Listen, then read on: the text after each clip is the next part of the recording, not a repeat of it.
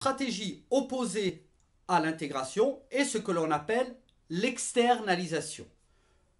La définition, c'est le contraire, c'est-à-dire qu'au lieu de garder le contrôle soi-même, ce qui était l'intégration, le but de l'externalisation, ça va être de faire réaliser par d'autres entreprises, par des entreprises partenaires, un certain nombre des opérations qui pourraient être faites par l'entreprise.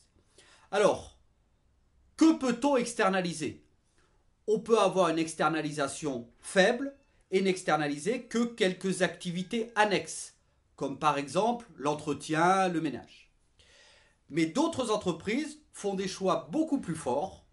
C'est le cas de Nike, par exemple, qui externalise une grande partie de son activité, dont notamment, par exemple, la production de ses chaussures et de ses vêtements qui est faite par d'autres entreprises.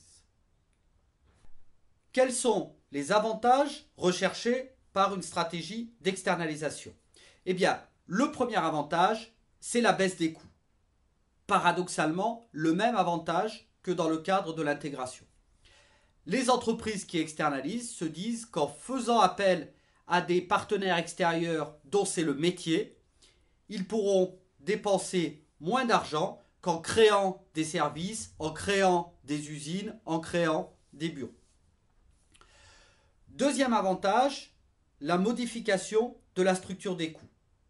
Mais évidemment, contrairement à l'intégration où on passait de coûts variables à des coûts fixes, le but de l'externalisation, c'est de passer de coûts fixes à des coûts variables. L'intérêt, quel va-t-il être pour l'entreprise? Eh bien, justement, ça va lui permettre de mieux traverser des périodes dans lesquelles la croissance est faible, voire il y a des pertes de chiffre d'affaires. L'avantage avec cette stratégie-là, c'est que si j'ai besoin de commander 2000 chaussures, ça va me coûter cher, mais l'avantage, c'est que si l'année suivante, je n'ai besoin de commander que 500 chaussures, eh bien évidemment, les coûts seront notablement plus faibles. Troisième avantage de l'externalisation, troisième avantage que recherchent les entreprises, la focalisation stratégique. L'avantage quand on externalise toutes les activités annexes, c'est que l'entreprise peut se concentrer sur son cœur de métier, là où résident ses compétences clés, là où elle est significativement meilleure que ses concurrents. Enfin, le dernier avantage de l'externalisation, c'est la flexibilité. Si je n'ai pas d'usine, si j'ai moins de salariés, moins de bureaux, si finalement je n'ai que des contrats avec des fournisseurs, il me sera plus facile de faire évoluer mon modèle, de changer de fournisseur, de changer de marché, voire de changer de secteur. Évidemment, cette stratégie d'externalisation présente également un certain nombre de risques. Le premier risque, c'est de ne plus avoir la maîtrise du processus de production. C'est un risque de perte de contrôle. Lorsque je dispose, par exemple, si je conçois et je fabrique des vêtements, si je dispose de ma propre usine en France, je suis capable d'aller voir l'usine, de contrôler, de vérifier, de discuter. Si je fais appel à un prestataire d'Extrême-Orient, une entreprise chinoise par exemple, j'ai une maîtrise beaucoup plus faible du processus. Certes, c'est moins cher, mais si le container arrive avec un certain nombre de malfaçons, un non-respect du cahier des charges, eh bien toute mon activité risque d'être remise en cause. Le deuxième point, le deuxième risque, c'est que à force d'externaliser, les entreprises risquent parfois de perdre leurs compétences clés. On ne sait plus ce qu'elles font elles-mêmes. Elles ne font qu'acheter à des fournisseurs, vendre à des clients, et elles perdent en quelque sorte leur noyau stratégique, elles perdent leur cœur de métier.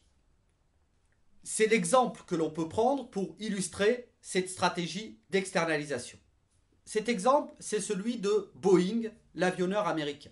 Pour son dernier avion, le Boeing B787 dit Dreamliner, cette entreprise a choisi de recourir massivement à des fournisseurs externes, c'est-à-dire qu'elle a massivement recouru à l'externalisation, puisque pour fabriquer cet avion, elle fait intervenir 45 entreprises qui viennent des 5 continents. À la clé, un avantage, elle a choisi dans chacun des continents, pour chacune des parties de son avion, des entreprises qui disposaient de compétences fortes. L'inconvénient, c'est que les coûts de coordination entre tous ces fournisseurs et la capacité à coordonner toutes ces entreprises a été sous-évaluée. Conséquence, un retard très important dans la mise au point de l'avion et, plus grave, des problèmes même après leur livraison aux clients, puisque pendant une certaine période, tous les Boeing 787 ont été cloués au sol parce qu'ils rencontraient des problèmes de batterie qui n'avaient pas été pris en compte au moment de la conception.